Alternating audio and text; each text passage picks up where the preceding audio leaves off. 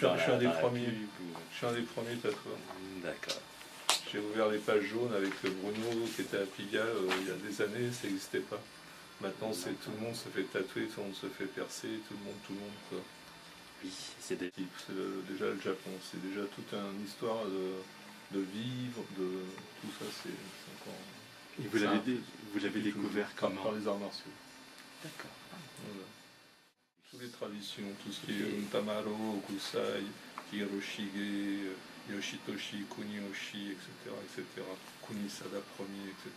Toutes les estampes, tout ce qui est la peinture, et tout ce qui est tout, même le lushi, les lacs japonais, enfin tout ce qui est Japon.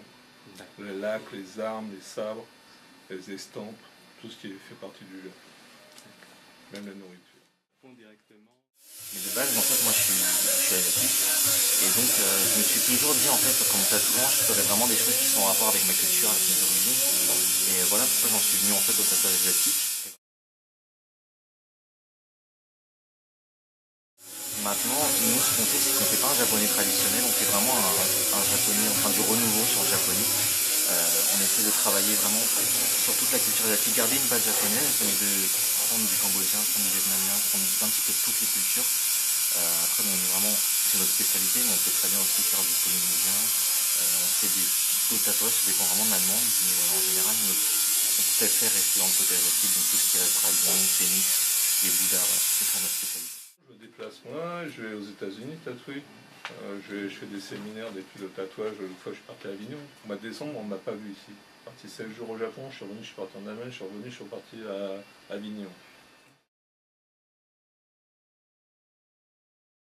C'est un peu des œuvres d'art, voilà, on peut se faire la peau comme un tableau ou quoi, et qu'on essaie de faire vraiment la meilleure œuvre possible. Et c'est ça qu'on apporte en fait aussi au japonais nouveau, c'est que voilà, on n'est pas dans le gros trait épais et pas détaillé, on fait justement tout le contraire.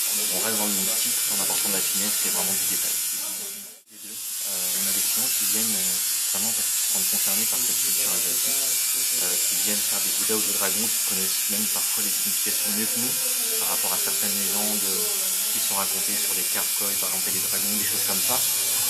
Maintenant, c'est vrai qu'il y a beaucoup de clients qui viennent juste par rapport à notre travail, au détail et à la finesse que je parlais tout à l'heure, qui ne veulent pas forcément quelque chose d'asiatique, mais en général, les gens qui viennent se tatouer ici savent qu'ils sont vraiment dans un style asiatique, et ils sont là pour ça, ils savent notre travail, ils connaissent la culture et vraiment l'environnement qui est derrière. D'accord. Maintenant, c'est vrai qu'au fil des années, on remarque qu'il y a de plus en plus des personnes, même des Européens, pas forcément de France ou quoi, qui viennent se tatouer et qui ne sont pas forcément asiatiques. Donc on voit que maintenant, ça fait vraiment une grande partie de la communauté. Temporelle, alors que tout ce qui était des effets de mode tribal, des barbelés, des conneries que tout le monde voulait faire, ou des dauphins, il y aura toujours des gens qui font, ou les petites étoiles, parce qu'il y a une actrice qui voulait les petites étoiles, c'est fini. Oui, alors que le Japon, c'est intemporel. En France, il y a une exposition qui est branlée. Tout à fait. Et il y a une ethnologue qui est venue du Japon, qui elle fait la promotion du tatouage japonais. Ça, c'est l'original qui, normalement, on devrait être au musée. C'est moi qui ai l'original, hein, parce qu'au musée, ils ont une copie. Hein. L'original est ici, je précise quand même. Alors j'aurais dit au musée, fallait me demander, hein, j'aurais pu vous prêter.